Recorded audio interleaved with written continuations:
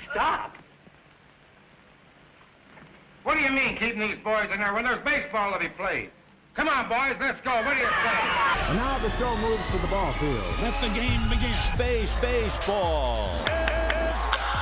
Baseball.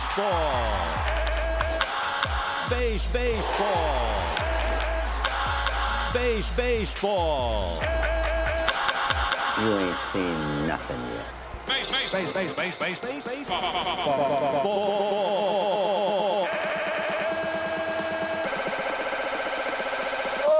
Oh, mercy. Faster than a streak of lightning.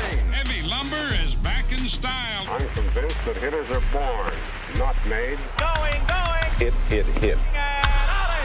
I'm going to show you how to throw a fastball. Zip, you can't read the label on that one. That's fast. Some of the old fire.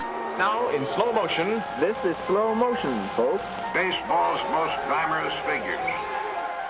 Holy cow! Listen to the crowd. We got the set in, sunshine, fresh air, got the team behind us, so let's play two right now.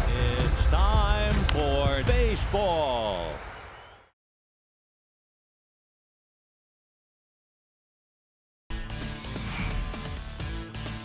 Major League Baseball and the MLB Players Association reached a deal Thursday on a new collective bargaining agreement, officially bringing an end to the league's 3-month lockout. Hours after the union voted to ratify the deal, the league's owners voted unanimously to do the same, putting the wheels in motion for a 162-game season. Spring training camps will open this weekend with a mandatory report date of Sunday. Exhibition games will begin on March 17th or 18th, while opening day will now take place on April 7th. The new 5-year agreement includes a number of changes, including a raise in the minimum salary to $700,000 in 2022.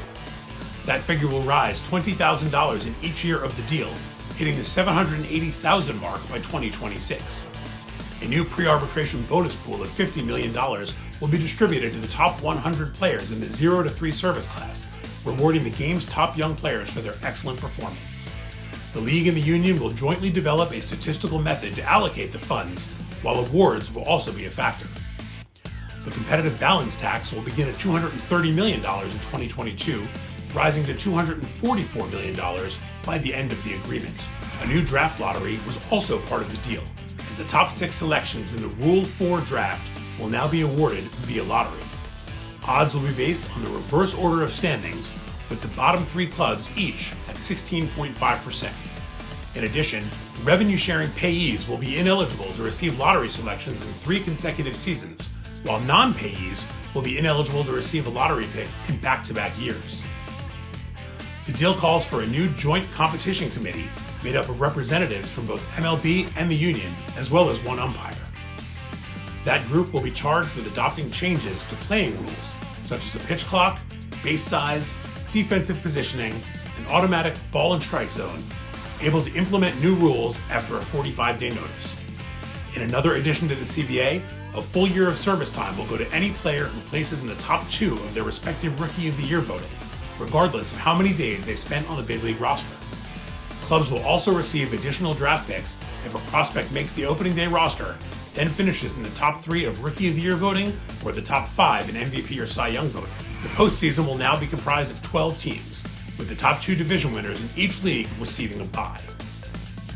The Universal Designated Hitter is also a part of the new CBA, bringing the DH to the National League on a full-time basis.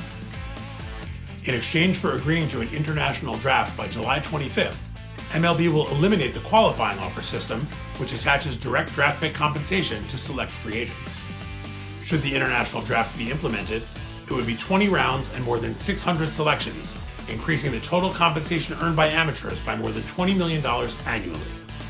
With the CBA negotiations complete, the baseball world now turns its attention back to the hot stove, which figures to pick up right where it left off on December 2nd. Freddie Freeman, Carlos Correa, Chris Bryant, Trevor Story, and World Series MVP Jorge Soler are among the remaining crop of free agents, setting the stage for a different kind of March Madness. For all the latest news, be sure to log on to MLB.com and tune in to MLB Network. For the MLB Beat Report, I'm Mark Feinsand.